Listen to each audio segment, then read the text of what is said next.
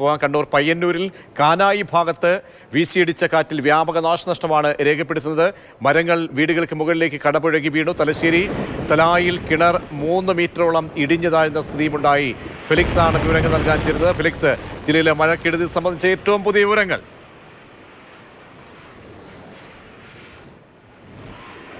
കണ്ണൂർ ജില്ലയിലെ വിവിധയിടങ്ങളിൽ ഇന്നലെ മുതൽ ശക്തമായ കാറ്റും മഴയാണ് അനുഭവപ്പെട്ടത്. പ്രത്യേകിച്ചും പയ്യന്നൂർ അടക്കമുള്ള മേഖലയിൽ പയ്യന്നൂർ കാനായിലാണ് ഇന്നലെ വൈകുന്നേരം ശക്തമായ കാറ്റുണ്ടായത്. നിരവധി വീടുകളുടെ മുകളിലേക്ക് മരം കടപുഴകി വീണു. 4ഓളം വീടുകൾക്ക് കേടുപാടുകൾ സംഭവിക്കുകയുണ്ടായി.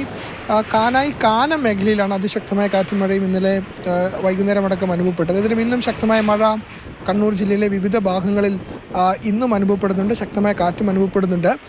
എന്നാൽ ആശങ്കപ്പെടേണ്ട സ്ഥിതിവിശേഷമില്ല എന്നതാണ് നമുക്ക് മനസ്സിലാക്കാൻ കഴിയുന്നത്. തലശ്ശേരി തലായിൽ ഒരു വീടിൻ്റെ കിണർ 3 മീറ്ററോളം ഇടിഞ്ഞു താഴ്ന്നു. ഇന്നലെ ശക്തമായ മഴയിലാണ് ഇത്തരമൊരു സ്ഥിതിവിശേഷം ഉണ്ടായത്. ഒപ്പം തന്നെ പാനൂരിൽ മതിലിടിഞ്ഞ് വീണ് ഒരു കാറിൻ്റെ മുകളിലേക്ക് വീണെങ്കിലും ആർക്കും തന്നെ അപകടമൊന്നും സംഭവിച്ചിട്ടില്ല. ഏതായാലും ശക്തമായ മഴയ്ക്ക് അല്പം ശമനമുണ്ട് എന്നത് ആശ്വാസകരമാണ്. പക്ഷേ ഇന്നലെ ശക്തമായ മഴയ്ക്കൊപ്പം കാറ്റും വന്നതാണ് വ്യാപകമായ നാശനഷ്ടം ഉണ്ടാക്കിയത്. പ്രത്യേകിച്ചും പേരാവൂരടക്കമുള്ള മേഖലയിൽ വലിയ രീതിയിൽ കൃഷിനാശവും സംഭവിച്ചിട്ടുണ്ട്.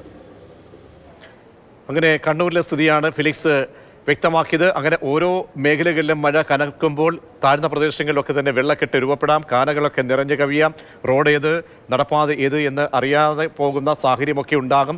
അതുകൊണ്ട് തന്നെ അതിസൂക്ഷ്മമായി തന്നെ നിരീക്ഷിച്ചു കൊണ്ടുവേണമൊക്കെ ഇരുചക്ര വാഹന യാത്രക്കാരും കാൽനട യാത്രക്കാരുമൊക്കെ മുന്നോട്ട് പോകാൻ ജില്ലാ ഭരണകൂടത്തിൻ്റെ അറിയിപ്പുകളൊക്കെ തന്നെ കൃത്യമായി തന്നെ ശ്രമിച്ച് മുന്നോട്ട് പോകണം.